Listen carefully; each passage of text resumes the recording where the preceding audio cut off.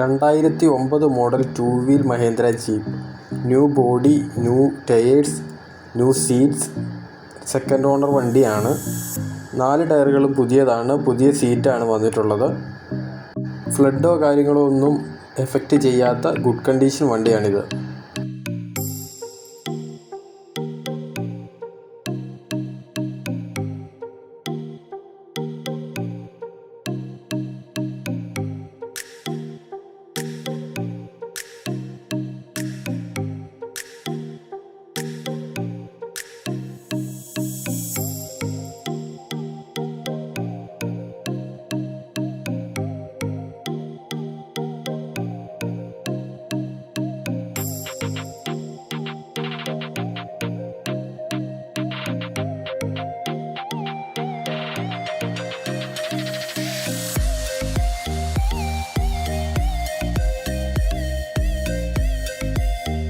അടുത്തത് Hyundai i10 1.2 2011 model 74,000 kilometre ഓടിയ വാഹനമാണ്.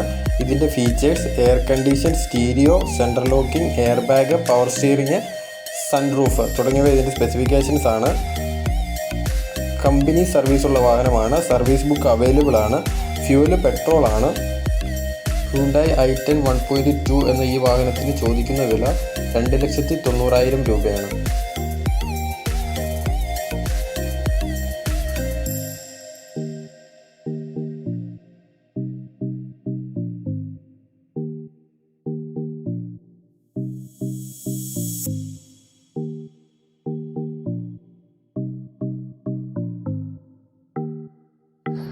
(2014) model Alto LXi single ownership വണ്ടിയാണ്. പുതിയ 4 ടയറുകളാണ് വരുന്നത്. നീറ്റ് ഇൻറ്റീരിയർ ആണ്. പെട്രോൾ വാഹനമാണ്. ഇതിൻ്റെ specifications air condition, stereo, central locking എന്നിവയാണ്. സ്പെയർ കീ അവൈലബിൾ ആണ്. കമ്പനി സർവീസുള്ള വാഹനമാണ്.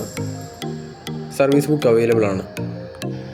ഈ ആൾട്ടോയ്ക്ക് ചോദിക്കുന്ന വില 2,30,000 രൂപയാണ്.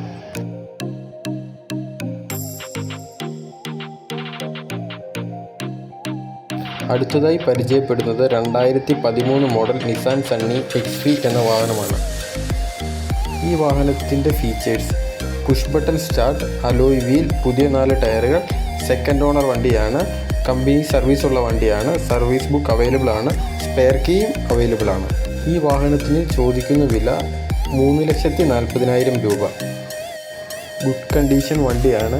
ഇൻറ്റീരിയർ എല്ലാം നീറ്റ് ആൻഡ് ക്ലീൻ ആയിട്ടുള്ള വാഹനമാണ്. ഫുൾ ഓപ്ഷനാണ് നിസാൻ സണ്ണി XV.